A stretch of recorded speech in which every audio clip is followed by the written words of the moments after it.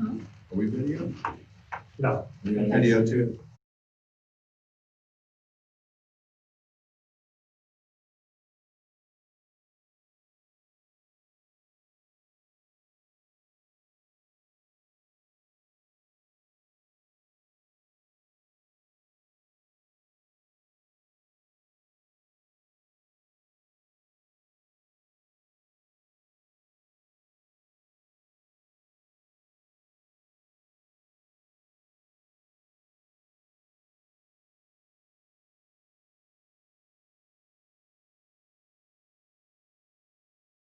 All right. Good evening, everybody. It's 5:47. We're going to call this special meeting to order. We have 4 board members in attendance live and 1 on via Zoom. So we have a quorum. And this time, we're actually going to be able to move right into our agenda. And the first item on the agenda is our public forum, public comment. And I'm going to turn this over to Al. All right, we had 6 public comments submitted online. I'm going to read them in the order that they came with the name of the submitter. First one was Eric Price, MD. It is our common goal to get children back to school in a safe manner for students, faculty, and all others. The benefits are tremendous for everyone. However, all people, regardless of age, can contract and spread COVID-19 illness. I and other doctors have documented asymptomatic and pre-symptomatic COVID-19 cases in Wimberley across all age groups. I'm asking the WISD superintendent and school board to require masks for all age groups, with an exception such as a face shield if prescribed by their physician or medical provider. There is no significant downside to this, and it will reduce spread of the illness and improve our chances of keeping everyone in school by avoiding outbreaks and school closures. Credentials: raised and educated in Texas, Round Rock High School, Go Dragons, UT Austin Electrical Engineering, UT Southwestern Medical School, board certified family physician for 22 years, large family of active volunteers in the Wimberley community since 2010. Next comment is from Tracy Duggar. I would like the board to reconsider having 6 through 12 start remotely. Kids have been home 5 months. We both work outside the home, as many do. We will either have to hire someone or leave our 13-year-old at home an additional 3 weeks to navigate online learning by himself. I cannot imagine how this would work for 6th graders. I do not feel leaving middle school age kids at home unsupervised would be in any child's best interest, and assume those who would choose distance learning have a parent at home. With the requirements for wearing a mask and the younger attending live, concerns about safety do not appear to be driving this decision. Please reconsider. Thank you. Next is Kate Sowell. When speaking during the board meeting, it would be very helpful for those of us listening at home, since we can't see you, if the board members / speakers would announce who is speaking. Thank you for all your efforts. Next is Jen Cross. Thank you, Wimberley ISD school board members, for your tireless work these past months. I write to convey our family's desire to return to school live and in person on August 19th. Our 2 children, incoming 6th and 7th graders, are ready to be in school. The at-home start will present a hardship for our family. I've already had to delay my own work because of this. Our internet cannot support both kids plus their father using bandwidth simultaneously. That aside, I do not believe this is a path to success for any 6th grader. Going from 1 or 2 to 6 teachers is an adjustment, and being responsible for work in 6 courses with new apps, multiple internet sites, and procedures seems unreasonable and daunting. Many parents will have to stay home, hire a helper, or be forced to leave a kid to figure this out alone. We do not homeschool for a reason. I urge you to please reconsider this decision and have a regular in-person start for grades 6 through 12. If the little ones can start, so can the older ones. Therefore, this seems like a decision that was not made based on safety protocols. Comment number 5 is from Liz McAtee. I would like my 9th grader to have the option to start school in person. And our final comment tonight is from Nathan Cross. The 3-week delay for families choosing to attend school in person needs to be revisited. This is impacting my family's ability to work. If we don't work, bills don't get paid. We're short on laptops / PCs, and our internet bandwidth is insufficient to support 2 kids and 1 adult that works from home. Our kids need the physical interaction with their classmates and teachers. I do not understand why some classes are starting in person on time and some are not. That concludes the comments submitted. Thank you, Alan. My name is Joe Malone. I'm the board president, chairman of the meeting. And we're going to move down to the next item that's on our agenda. And this item was posted as an emergency addition to the agenda, and it was related to a order from the Hays County Judge Becerra's office in regard to some recommendations. As further discussions taken place since this posting, we've determined that we don't need to consider this tonight. And we're able to pull this item off of our agenda because none of the recommendations are binding. Rather, they are in fact just recommendations to our district. And we've considered these matters already, and we believe that we have a good plan moving forward. So with that said, we're going to move on down to item number 3 that's on our agenda, which is review and consider for approval UIL guidelines and WISD additional guidelines for extracurricular for the 2020-2021 school year. And I'm going to turn this over to our superintendent, Mr. Dwayne York. Yes, so we have been given the UIL risk management guidelines a couple of weeks ago. We've reviewed this. Their recommendation is that we allow all face-to-face, synchronous, and asynchronous students participate in all UIL activities. And so as I discussed this issue with our athletic director, Doug Warren, as well as Jason Valentine, we reviewed all of these guidelines. We feel like that we can not only meet the guidelines required, but that we can also maybe even add some, which I'm going to allow Doug to address. But our recommendation is that we allow our face-to-face, synchronous, and asynchronous students to participate in all UIL academic and athletic extracurricular activities, and that they be allowed to attend the class, which is an extension of those activities. So we've got Coach Warren here. I would like for him to go over the additional guidelines that he's putting in place right now to make sure that we're even, above and beyond UIL. When you say attend the class, I assume that means in person. Is that correct? Yes, sir, it does. I should have clarified that. That would be a face-to-face in the class for that activity. Right now, the academic UIL, Jason, at what point in time do you feel like that would be actual attendance to that course?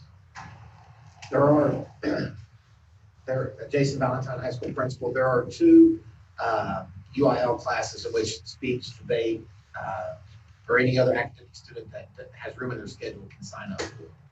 They're basically independent practice team type classes, but the UIL sponsor is the one that's in charge of that class. Yeah.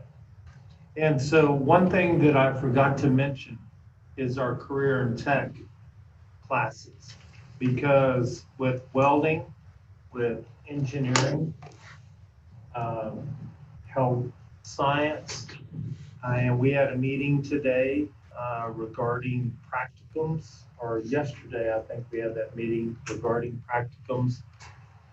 And so Mr. Valentine, if you will just kind of like go through what that meeting was and the results of that meeting. Yes, sir. So we met with Stephanie Breedike, practical supervisor, Kate Ferris, CTE department chair. They updated us on that. TEA has put out message that the practicums are allowed to participate as allowable in a safe manner and in coordination with the training supervisors and the training sites. Some have told us that they can't host us right now, but those are mainly our medical facilities, the bigger medical facilities. Some of the local medical facilities have allowed opportunities still for our health science students to do some rotations in a safe manner and not putting the students or the patients at risk, but still getting some hands-on experience in that regard. The welding courses and things, they do not really start with the hands-on type activities in those first 3 weeks of school. That by the time we come back to face-to-face opportunities is when they would probably be getting through the safety protocols and things and start moving to more of the hands-on things. Same thing with health science and engineering. She's going to run them through some of the OSHA protocols and run them through some simulations that don't require the computers that we have in the classroom. The same with our technology, arts and audio visual teacher as well, and the gaming teacher. They're just going to go through some of the things that don't require the better computers that we have in the building. By the time we get into the face-to-face opportunities, or those that choose the remote learning, if we come across a scenario that a student is missing out on something based on that, then we will look at what they're missing out on. Is there an alternative for it that gives them an equal experience? Or do we need to find out if there's a way that we can at least set up time, maybe after school even, for those students to come in and make up the experience that they're not getting if they choose the remote or virtual learning, or if they miss because they're in the remote opportunity. Thank you, Jason. So Coach Warren, if you would discuss the additional guidelines that we are putting in place for athletics. Just talk about several other points that we're going to add to are already out there for us, which we've had the luxury, I guess, of going through the summer with our strength and conditioning and trying to go through these protocols and see kind of what is working, how can we better move people and that sort of thing. So I think we have a leg up on some people as far as this goes. We're going to continue to check their temperatures as those kids come in. Continue to do that because that, to me, that's when that thing reads over 100 automatically. And we have had some of that happen this summer a couple of times. We turned kids away immediately, and so I like that part of it. It's pretty easy for us and pretty quick. We bought lots of thermometers for those coaches. It's just a pretty quick process. So on a typical day over at the field house, let's just take the first period athletics, and all those kids will come through the side glass door, one entrance right there, walk down the hall, and there's our cubby holes, and they all kind of congregate there and get their clothes and then go off to their various locker rooms. We're going to take that part away. So now these kids are going to be, we've spaced them out in the 3 locker rooms that we have down there. They're going to come around through the back and actually enter through those doors that lead directly into those locker rooms. That's where the coaches will there will be coaches stationed there. We'll check their temperature at the actual stadium there at the front gate. So then when they get around there and they're into their locker room, it's always just been a place when we go in there and we'll sit and hang out, and the coaches run me out of there if it's time to practice. So we're going to get away from that. Basically, we have given them 2 sets of workout clothes. They'll be issued those when they start. And so a kid is going to show up to practice on say, Tuesday morning, second day, and he's going to be in his shorts and his T-shirt that he's already going to wear for the day. So there's not going to be going into the locker room to change clothes. They are going to go into the locker room and get their helmet on, change into their cleats, but go right in there and change and get right back out on the field where they are spread out on the field where we have lots of space. So we'll have coaches in those locker rooms to speed that process up, make sure they're just not hanging out with each other just in confined spaces. Another thing that we've done is typically, let's say we'll take JV and we'll put them all in this one locker room. What we've tried to do now is split these kids up into Freshman locker room and a JV locker room, and freshmen coming in here, second period. Then we'll have some guys that are in their first period in that locker room, and we'll take these freshmen, typically we have 70, let's say we split them in half, 30 in this locker room and 30 in another. And now we have, making sense, but now we've taken all 70 kids and not put them in that one small locker room, we spread those out. And we've taken kids that are in first period athletics, split them and use that freshman locker room we haven't used first period before, just to kind of get not as big a groups in these locker rooms during that time.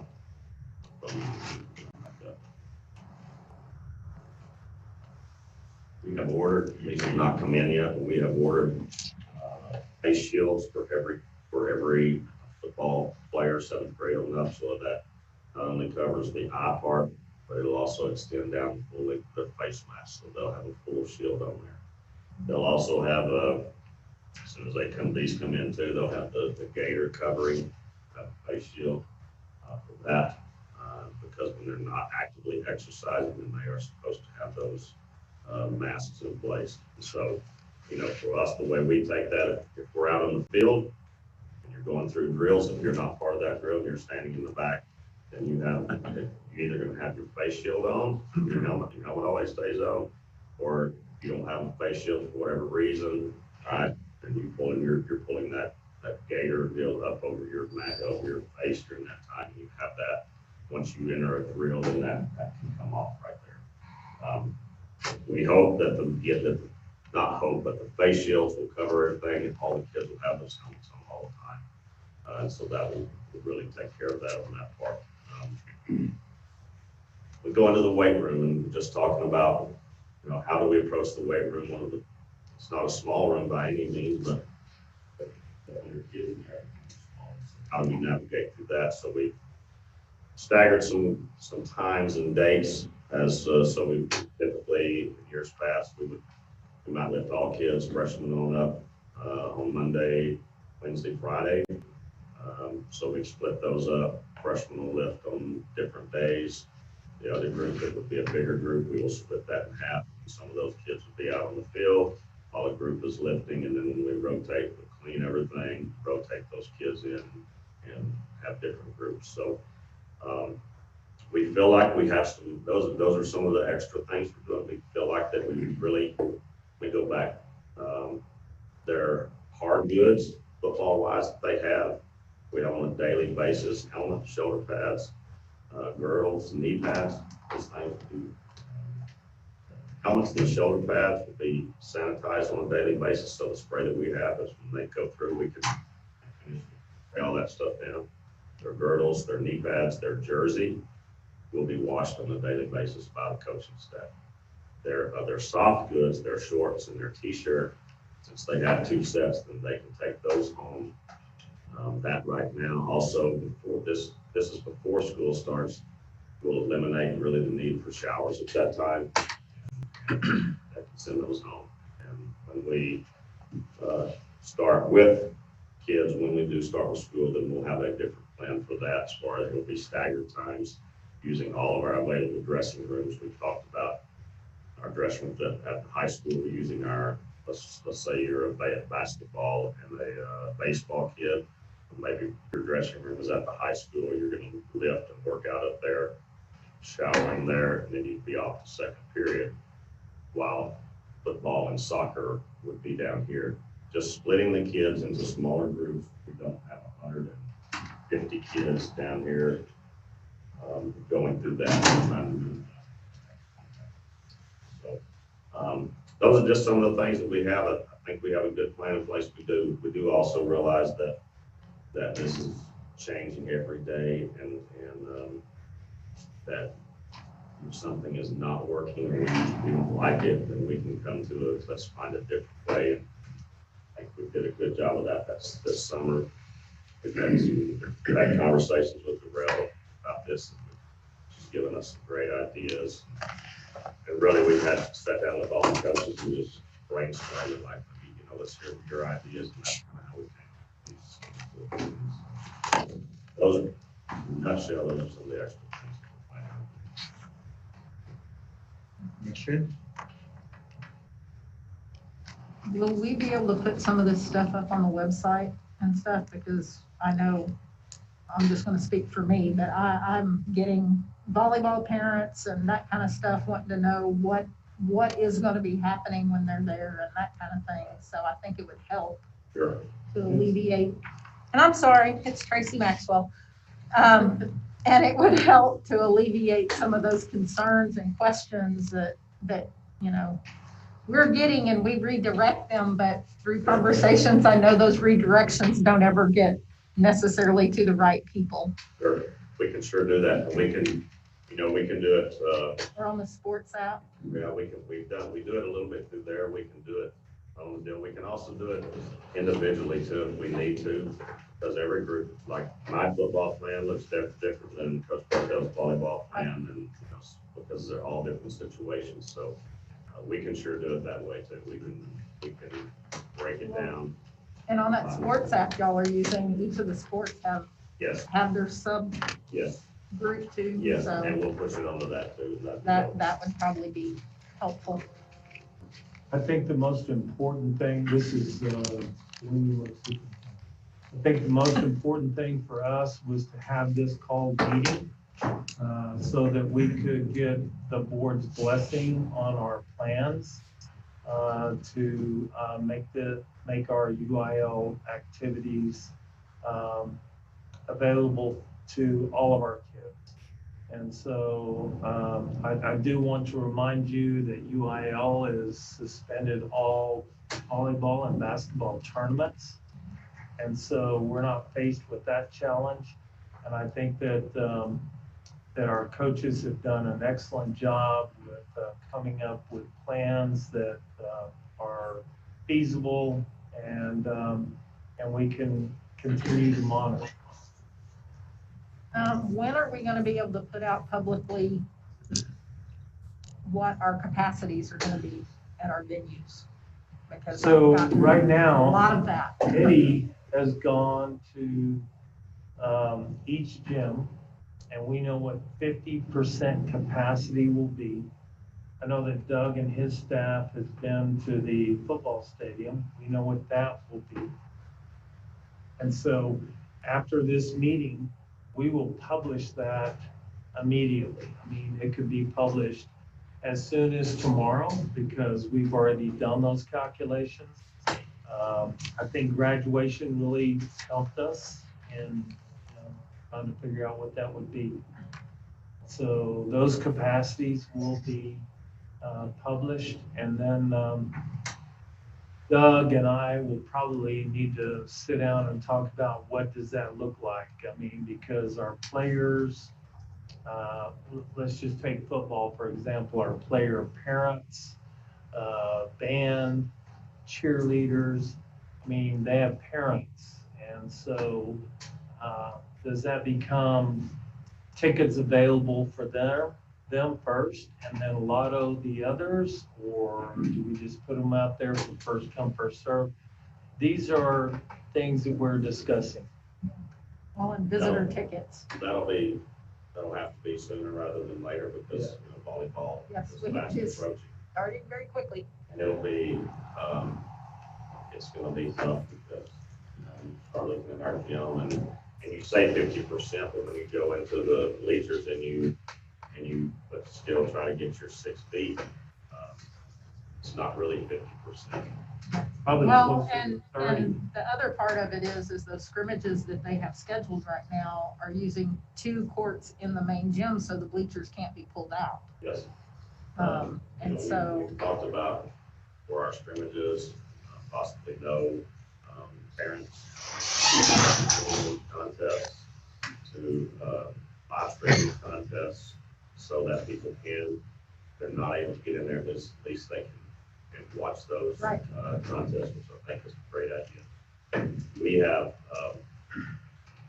Katie and I have had lengthy discussions, and one thing that we are going to move to is online ticketing options for all of our sports.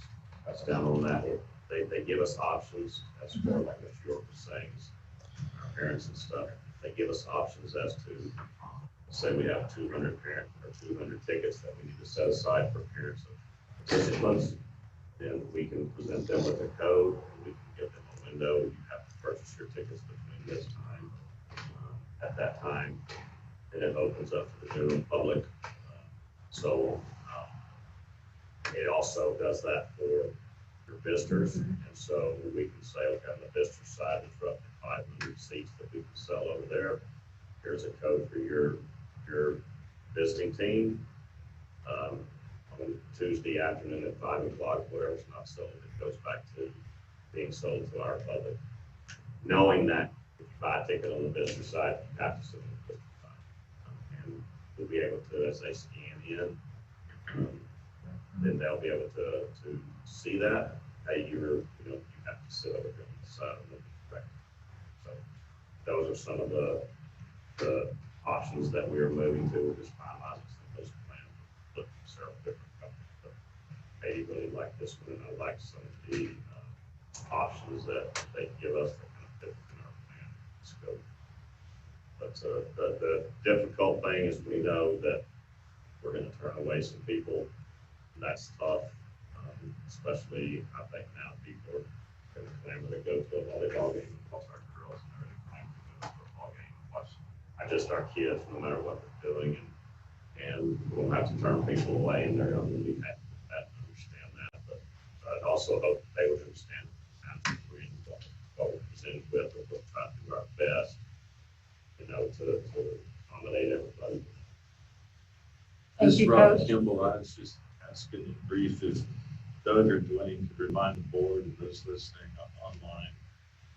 In brief, you don't have to go blow by blow, but what's the protocol for any, I think we need to look at this, not just athletics, but all it's UIL, the whole bubble X UIL. What's the protocol in case we do have someone that tests positive as a student or staffer? Could you just remind us of that? Sure, and I think that Darrell, being present. I'm sorry, I would like to answer Yeah. that question because it keeps coming up, right? So, this is Darrell Jordan, I'm the district nurse. So, when a student tests, if a student or teacher tests positive, then that positive is reported in the case of a student to that campus nurse. In the case of a faculty or staff person, they're reported to me. And then I have two direct things I have to do for the health department. I have to report that person's, confirmed positive COVID to the health department. And then I have to interview that person to talk with them about where in WISD they have been, not only that day, but usually 2 to 3 days before that, and who they were in contact with to assist me in that process. Like Coach Warren said, he's got kids kind of in groups. In the classroom, they have some seating charts. So to assist me in kind of figuring out who were they in close contact with. And close contact, of course, is kind of a definition for I was with you over a cumulative of more than 15 minutes, closer than 6 feet without a mask, right? There's some gray zone in that, but that's what an interview's for instead of a checkoff sheet.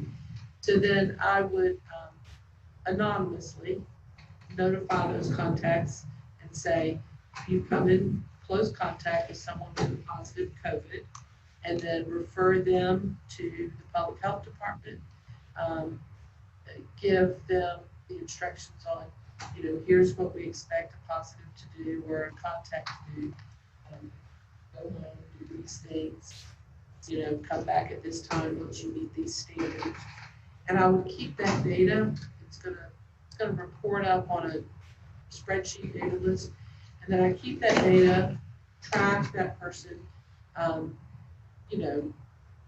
If it's one of our people, then I'm gonna call and check on them and make sure they're getting health care and make sure that we're sending meals out, the regular care things we would do. And then when they're ready to come back, I'll be in contact with them, have you have your symptoms decreased? Have you been 24 hours without a fever? That changed. CDC changed from 72 to 24 hours. And we are changing our guidelines and that, because TEA did approve, and that was the only recommendation they gave. So that's really going to make things a lot easier on people. So you're 72 hours without fever, without using fever medicine. And has it been 10 days since the start of symptoms? If you're COVID positive, if they meet those standards, then they can come back to school and work. And then that data is limited. It's not safe for staff, faculty, students, all. And then when I report to the health department, I report the COVID positive contacts, and then the health department traces those. So they'll call and they'll ask for an interview with those contacts and ask, who's in your home, talk to them about how to do that. Those conversations between human beings and the health department are not, they can't put you in jail if you don't talk to them. I hope everybody talks to them, but that's not a mandated conversation.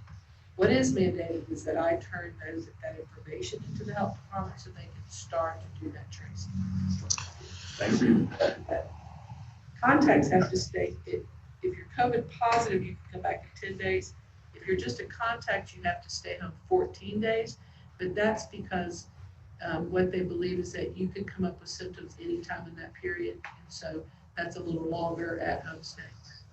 Thank you, Durham. Can I ask a couple Yeah. follow-up questions on that? One would be if the contact went ahead and had a COVID test, would that have any bearing on when they can return?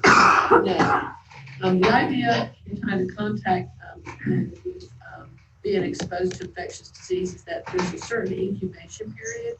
And so let's say you were 3 days in and you tested negative, but you could still show symptoms or test positive 3 days after that or 3 days after that.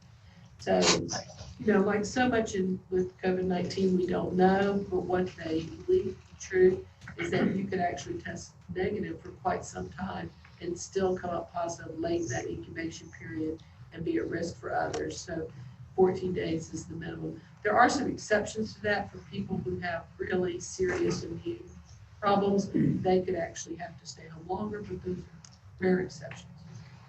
One other question, thank you for that additional information. One other follow-up question would be this process of contact tracing and relying on seating charts and so forth.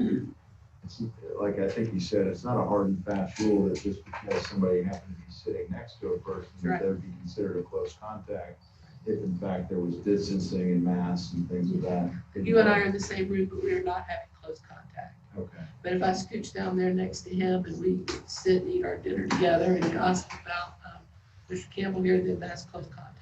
There's been a bit of a, right, that's a good example. There's been a bit of a perception, I think, among some when they heard about this, is that whoever that student was that tested positive, they would isolate like a whole section of the class maybe, and just say all of them are going home. But it's not going to be that rigid in terms of how that's determined. There'll be Is that right? discernment in that. And I think that the really key thing here, when you're talking about who is a close contact, is that I could be next to you for 2 minutes without our masks, cough in your face, and that's a close contact. But I can be with me for 3 hours, 6 feet away, and we're both wearing masks, and it's not a close contact. So what we've put in place in our schools and in our classrooms and our athletic fields and places is we have worked and we continue to work. And when the teachers come back to school and look at their individual classrooms, they'll consider this idea. How best do we have people together and minimize close contact? So that when we go, we have a positive that comes up in a classroom or a team or, something like that. Fewer people have to be excluded from school rather than more. And so those are things that, like everything you have to weigh, what is the impact on education versus the benefit of eliminating closer contacts. And I think the truth is there's no black or white. In every situation is going to be different. But what we've set up, particularly, in mask and desk barriers and things like that, we're giving teachers and coaches opportunity to minimize close contact so that we can decrease the number of children that might have to go home to wait out a quarantine. This is Rob Campbell. Alan, let me know what she says about me, okay? And another thing back to this, and we don't have to stretch this out, but I think I want to say that in UIL activities, I would be really careful that the guardian, grandparent, or parent have the opportunity to see their star pupil participate. Somebody mentioned the lotto Their system. number one goal is to Yeah, reach so out to them. that family of origin, that family system, whatever it might look like, to have at least one person there as best we can. I know it's very, very difficult, but it's the ideal. Thank you. Joe, may I ask a few questions? Yes, sir. Thank you, sir. Gerald, in that very detailed description that you just gave us, answering Rob's question, how large of a team do you have that's going to administrate this? And God forbid any of y'all get sick and we start to lose some admin or we get spikes in our numbers. That was a very detailed process, thorough process that you described. How many others will be aware of this and understand this process also and be able to help you and do these exercises in our school as these issues pop up? Right now, we have, there's a contact tracing online class that you take that kind of teaches you the basics, because really the basics is all we need at school. Yes, ma'am. And so far, myself, the other 3 nurses, and Johnny Gonzalez, the athletic trainer, are going to be responsible for taking those. And so when it's a child that tests positive, the campus nurse is going to take that on. Yes, ma'am. If she needs help, then she could call any of the other 3 nurses or Johnny. So it's really a team of 5 that will be really working on each case.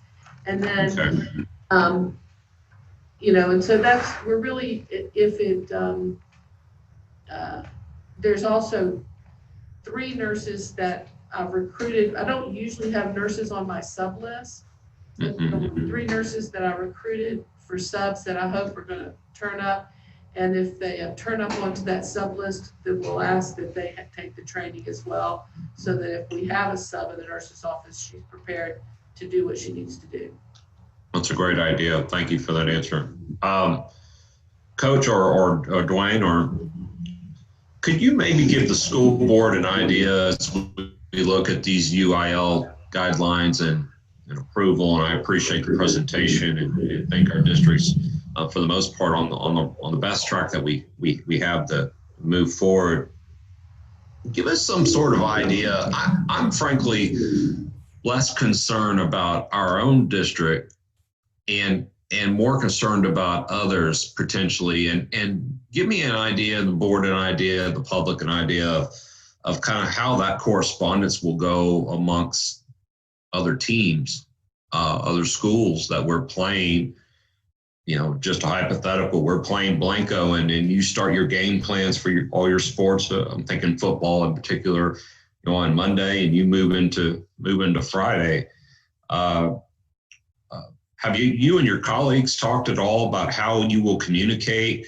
A kid comes up positive on the football team on Tuesday. One kid, how is that handled?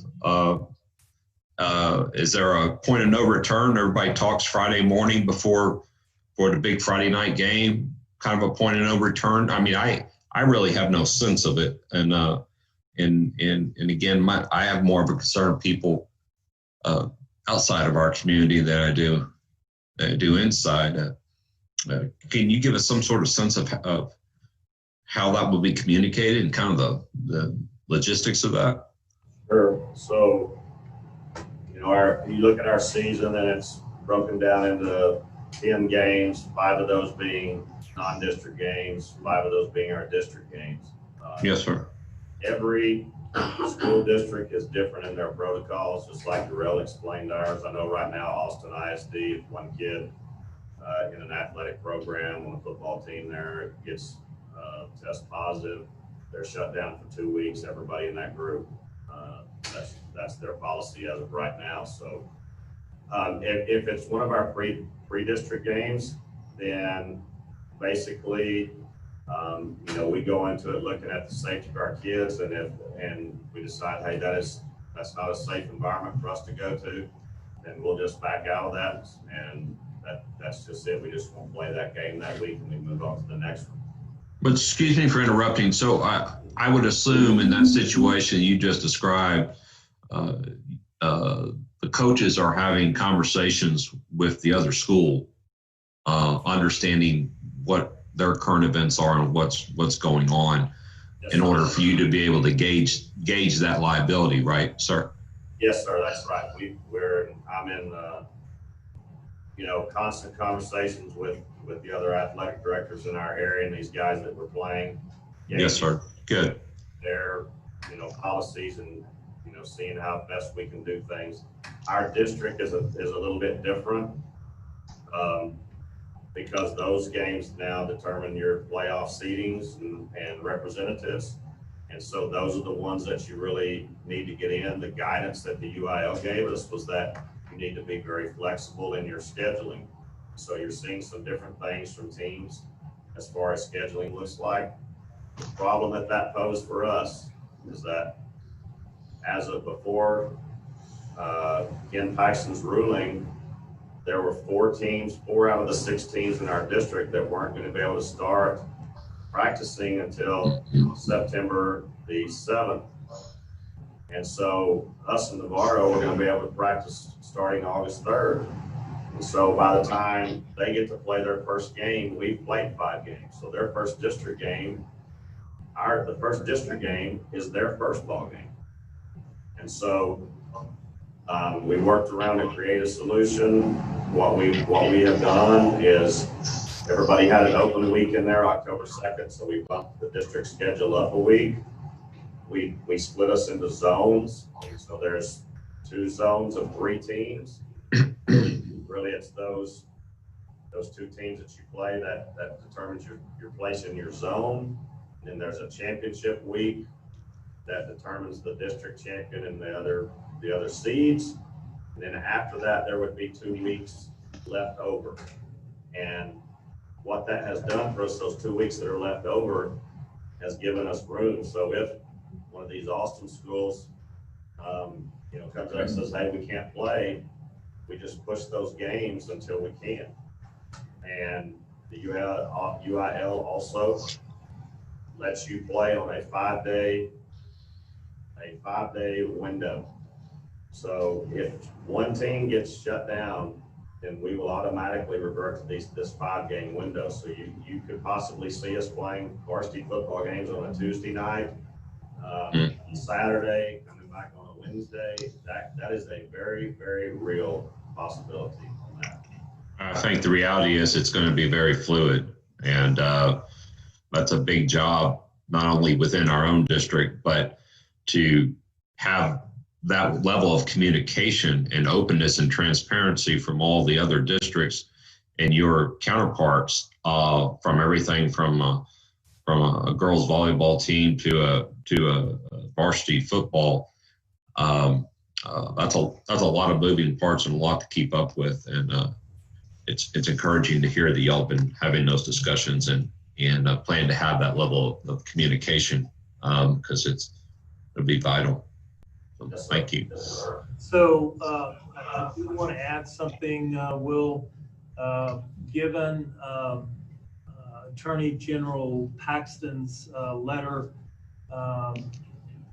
we now understand, and with Doug attending our district meeting, we understand the playing field, if you will. And so not only will our athletic directors communicate directly with us, but as superintendents, we will be communicating on that same day and making that call hours before that game would ever occur.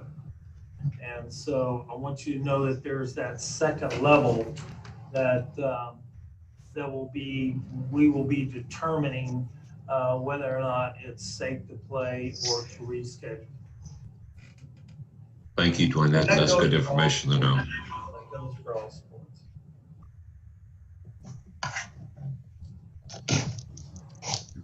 Wonderful. Well, I have one more question, Mr. Chair. If UIL's guidelines are like our return to school proposal. There's a lot of disinfecting and cleaning involved, and I know this is going to be kind of an all hands on deck type of effort. But we have a janitorial staff. We have different coaches and things that do different levels of cleaning. Do we have any list of professionals, Dwayne, that have gone through some sort of procurement process in the private sector that we can have out there that specialize? A lot of them specialize in this type of work nowadays, to make sure that we're keeping up with all these guidelines and all this disinfection and cleaning is going to have to be done on so many bases. Or have we looked at a state procurement list or some other list that's been approved? And if it's state procurement list, we qualify for potentially qualify for refunds of any federal money that may be available. It just has there been any? Do we have anything kind of always on the shelf, or have we talked about doing this, or just trying to build capacity is where I'm getting at, and to make sure that we do so in a way that potentially, if there's any state or federal funds available, that we qualify for reimbursement. So the one thing that I can say is that we were guaranteed, or not guaranteed, we were promised reimbursement on free and reduced lunch during the summer. That did not occur. So to answer your question, not only has our custodial staff been trained, because back in September of 2019, Daryl Rivera, our custodial director, had me meet with a gentleman who sold us products that were hospital grade, very environmentally safe. And I was— You were trying to impact the flu at that time, correct? Absolutely. We were trying to just combat the flu, and yet whenever you look on the label of this chemical that is applied literally with one of those electrostatic sprayers, and they were all trained to do this. There are two companies that have continually contacted me that if we ever get into a situation that they can come in and assist.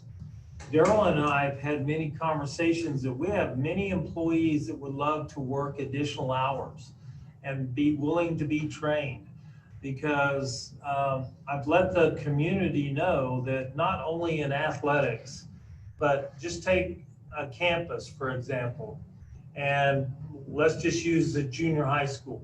So from period 1 to period 2, that's a 45-minute period of time. And if we have to add additional staff, we're going to go and sanitize every high touch point area, door handles, breaker bars, all of these things, go into restrooms. So not only are we doing it continuous throughout the day, but that same protocol is in place for athletics, it's in place for the theater, it's in place for any facility that we have during those times where kids are outdoors and whatever activity they're in. We have custodials in the locker rooms. We have high touch point areas that are being sanitized. And so to answer your question, we have had many discussions about this. And now we have many, you know, bus drivers is a good example. They're wanting to have additional hours. But if we have to add additional staff, we know that this is just unprecedented time. We have that built into our budget to hire these additional staff members to help us with that effort.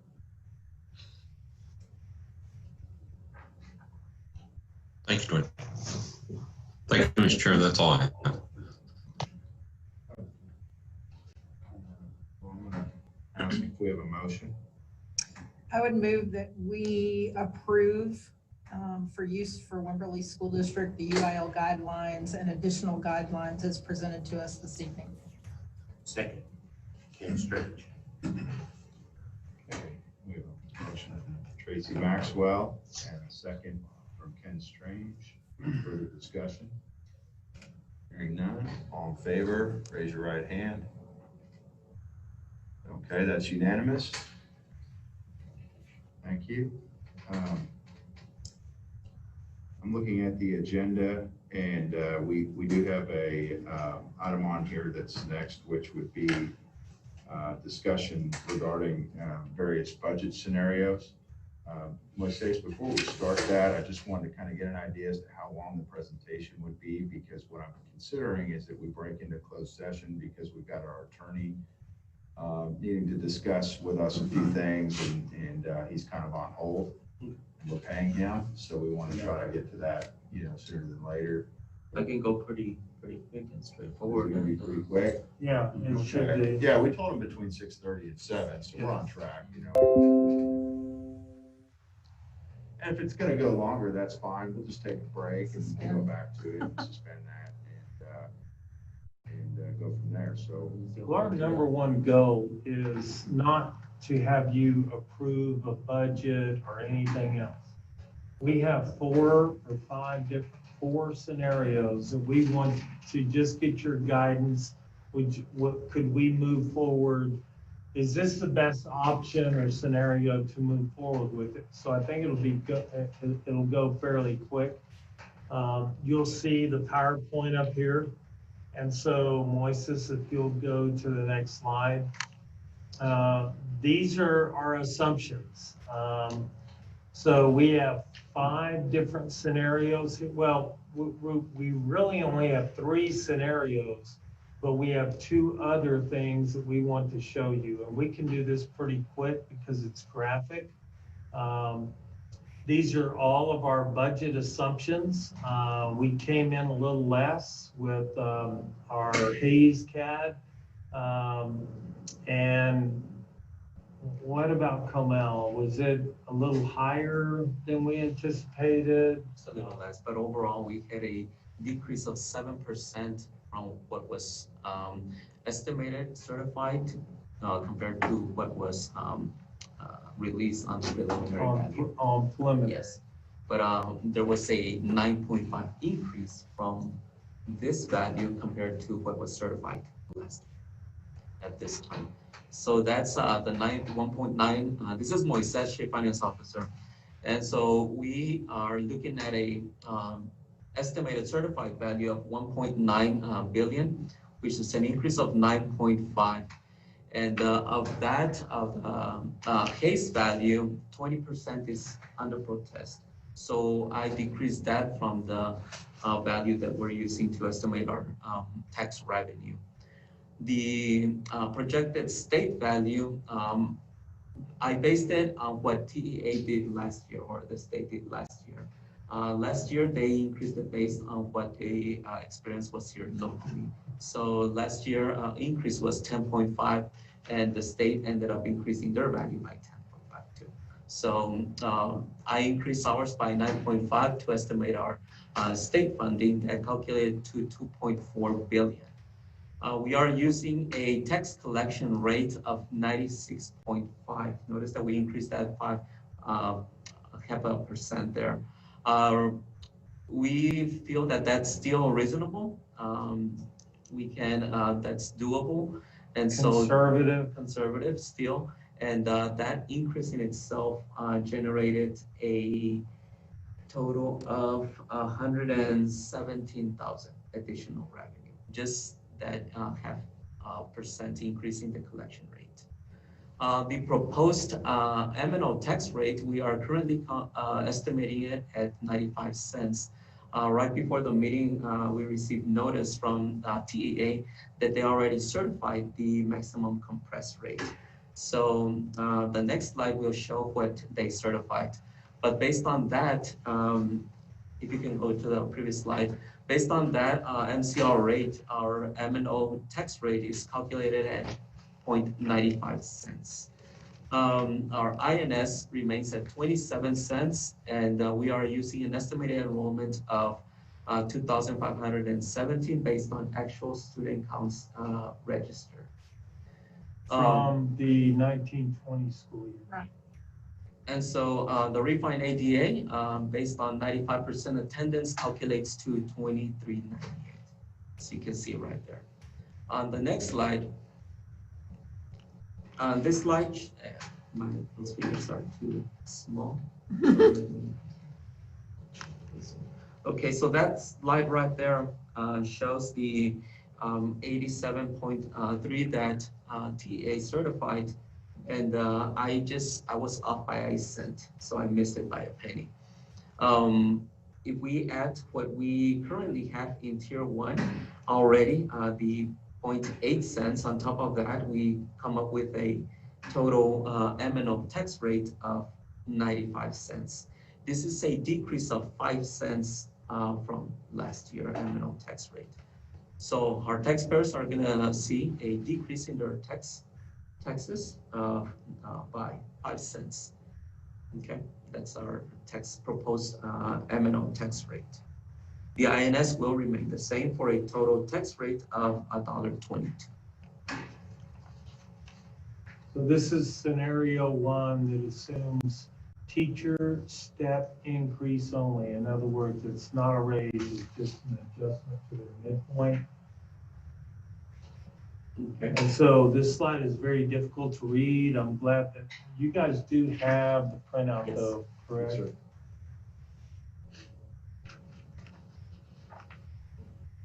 This is Will. So how much under this proposal, how many additional dollars in local ad valorem tax revenue do we anticipate this proposal to bring into the district from last year's budget? Okay, I still have a budget amendment to do. So I do not have a final figure on so that I can give you a close to estimate or close to actual figure of the additional revenue that this new rate is going to give us. But at the next board meeting, I will have a final budget amendment where I'm going to have what we are going to end up with, and that you all can see how much revenue we're going to generate, and you all be able to compare side by side. Okay, thank you so much. Yes. That works. Okay, so on scenario number 1, what we are assuming right here is a teacher step increase only. And our total revenues in both general fund, nutrition program, and debt service are 33.4. Total salaries are, calculated salaries are 19.6, which is 60% of our total budget. We are anticipating in this budget 416,785 in extra positions. Our recapture payment based on the certified or estimated certified value was calculated at 1.9 million, makes about 6% of the total budget. And our proposed expenditure budget is 32.7. The revenues over expenditures on the overall funds is a surplus of 690,174. In the general fund, there's a surplus of 22,000 652. In the nutrition program, a deficit of 76,000. The majority of this has to do with what we budgeted extra for COVID funds. Okay, if we do not use those funds, then we'll experience a savings there. But this deficit will come out from the fund balance of the nutrition program. The debt service is calculating a surplus of 743. So your net is the 690,000 surplus overall.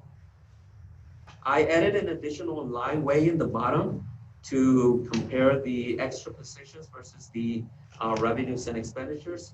So for the general fund, considering those extra positions, it shows a surplus of 439,437. That's So scenario number one.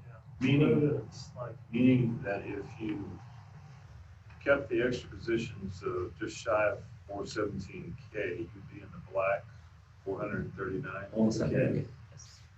That's what that means. Yes, that's what. So can we go to slide 2? Scenario number 2 assumes a step increase and a 2% increase to the midpoint.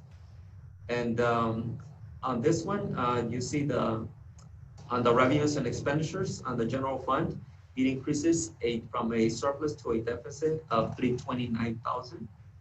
In the nutrition program to deficit of 83,000. That service remains at 743. So the total, the net surplus, it's reduced to 330,901. So the deficit minus those extra positions in the general fund calculates a surplus of 92,636. And this is scenario number 2 with a 2% increase to the midpoint. And then scenario 3. On scenario number 3, we see the deficit increase in the general fund from 300 to 507, 507,824, and CMP nutrition program 87,000, and for a net deficit of 148,388. So now you experience a deficit on the Well, last that would be a line. net surplus of 140. Yes. Black and not red, so it'd be a Yes. surplus. So then when we go down and apply the additional positions, then we would be a deficit of 83. 83. And this is what would have to be funded out of the general fund balance. So would I be correct in my assumption that if it was at 2.5% increase, that would leave us at about 8,900 to the good? Close to. Close, yes. So just balanced. Okay. And then we have scenario number 4, where we did not estimate it, or we did not assume here a percent increase to the midpoint, but we assumed 30 students less. So that decreased our revenues to 33.3 in the total revenues, and our recapture, notice that it increased. So the only way you're able to reduce your recapture is by adding ADA or full-time equivalents. Is full-time equivalencies. So our recapture right here is calculated at 2.2 million. It increased from 5% to 6.8% of the total expenditure budget. And so our total expenditure budget comes out to 33 million. And so revenues over expenditures calculates a surplus of 377,000, but in the general fund, a deficit of 290,000. So the last line, deficit minus the extra positions, calculates a surplus in the general fund of 126,730. Scenario 5. And the last scenario we have here assumes the 50 students less. And so here we have also a decrease, further decrease in the total revenues and an increase in the recapture to 2.3 million, and an increase in the general fund revenues over expenditures of 428,000, 76,000 in the nutrition program, and for a total revenues over expenditures of 239,160. The deficit minus the extra positions calculates to a deficit of 11,573. Can I ask a quick question? Yes. Have we, I mean, a lot of kids have registered already. What are we looking at? Are we looking at 50 students less? So at this point, we've still got the survey out there. We've had close to 2,000. About 2,200. 2,200 responses. I've been talking to elementary who pre-K through 5, we literally get on the phone, usually about right now, or pretty close to August 1st. We call, we say, hey, listen, you haven't registered yet, or you haven't come in yet. Are you planning on it? And then we have better numbers. And at the junior high and high school, we have not done this before, but I've asked the principals that this is going to be a scenario that we look at. I do know this, that given what we've adopted as a start date and everything else, we do have additional transfer students. Many of these families are looking for housing in Wimberley. And so I'm feeling much better about enrollment, especially because we have taken and used the enrollment that we ended up with last year, 19-20 school year. We have not added students at all to that. And so based on that figure, I feel pretty comfortable that we will at least maintain what we had, hoping that we will exceed that. There's been quite a few families that have moved in to the district too. And so. Had a contract today. Yeah. They're moving from Hayes to Wimberley. So for time's sake, just going to the next steps. And let me just go to the last slide here. We already received the certification from TEA. And the next step is to put our text notice, public notice in the next 2 weeks, and to meet that deadline too. We need to come up with a date to have our next or final budget, to adopt the budget and the tax rate, and also for y'all to approve the payroll plan for next year. So if y'all can tell us what scenario you all like, so that we can prepare the schedules and have them ready for y'all to approve the next board meeting. Well, I would actually like to see, there's 2 scenarios I would like to see. I would like to see us assume step and a 2.5% increase. Okay. And then the same with less 30 students. Just so that we can have that total gamut range of what Okay. would be. And if that could be emailed to us before our meeting, No, I absolutely. think that could help. We're at the point now to where that wouldn't take much adjustment Right. in the And if we could add a 50 student decrease to 2.5, 30 and 50. 30 and 50, In the same scenario. and 3% to the 30 and 50. Make sense? Yes. So are you needing more specific direction other than just those different scenarios to present for our approval? Or, I mean, do we need to break this into 2? Yeah, we'll just Or- break it into, so we will present both of these scenarios, the 30, the 50, the 2.5, the 3. You've already got these other 2, so we've already prepared that. We feel like that we're okay on the revenue side. We've just been waiting for those figures to come in. And enrollment is going to be critical, as it always is. And so we're still going to stay very conservative with enrollment, and just always remember we have $416,000 in payroll that we're not paying out right now. This is just anticipated possible growth in positions. And so, no, we've got plenty of information. We'll come back with multiple scenarios.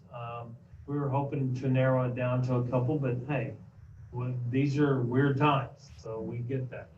We can get that to you probably sometime next week, which would be plenty of time before, yeah, plenty of time before the August meeting. Or a budget workshop, if you want another budget workshop between now and August. Yeah.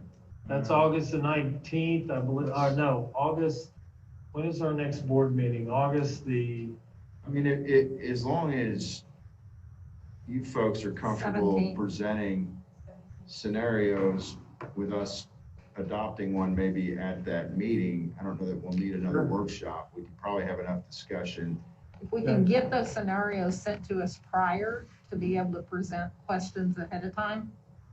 sure. And then we'll put up the live template like we did last year, so that we can, you can tell us what to adjust, we'll make that adjustment, and then we'll move forward. And I would just request that we continue to, kind of drill down on enrollment so we can Yes. really get a good idea as to what, the longer we wait, the better off we are too, in terms of getting more accurate numbers on enrollment. I know our principals are very anxious because we're looking at how many kids are gonna be asynchronous, synchronous, and face-to-face. Yeah, we'll get more information on that. Okay, great. Any other questions? I don't know that we need any action tonight then. Just that those 4 reports that we requested are separate and distinct. Yes. They're 4 Sure. separate and distinct. And what also might be helpful, Dwayne, is to know, say, in the last 3 years, what has our ending enrollment been and what has our starting enrollment? Budgetarily, like what have we projected as to what we ended up with? Actual. Yes.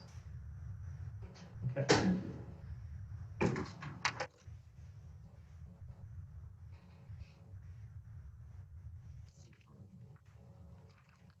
Thank you, sir. Okay, all right. Thank you all very much. It's been very helpful. Look forward to the next meeting where we can get this finalized.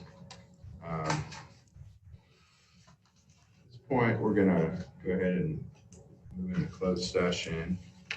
And I'll have to read this. The board may adjourn into closed session pursuant to Texas Government Code Section 551.071. The board may then re-enter into open session for further discussion and necessary action.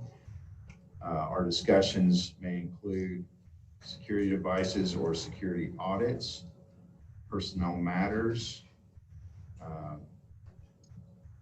with possible approval of the superintendent's contract and compensation, consultation with attorney, which will include consultation with board counsel regarding employee grievance process, and deliberation regarding real property. It's now 7 o'clock. We're going to break into closed session.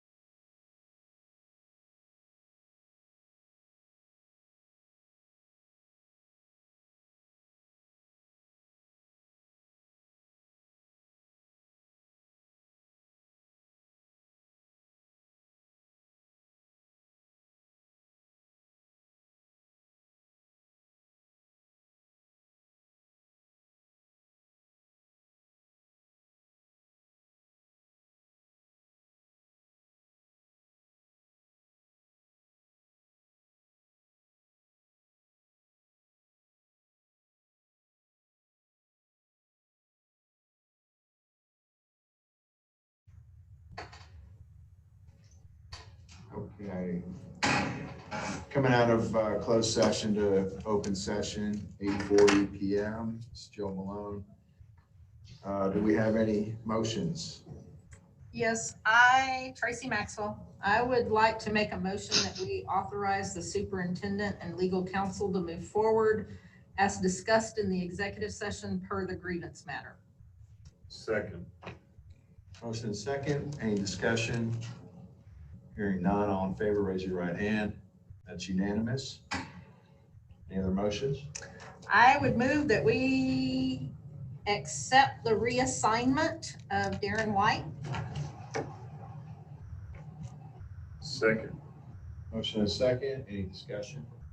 Hearing none, all in favor, raise your right hand. And I further move that we accept the resignation of Tammy Sedan. A second, Ken Strange. Motion and second. All in favor, raise your right hand. That's unanimous. That's it. Motion to adjourn? We're adjourned. Jordan, are we off?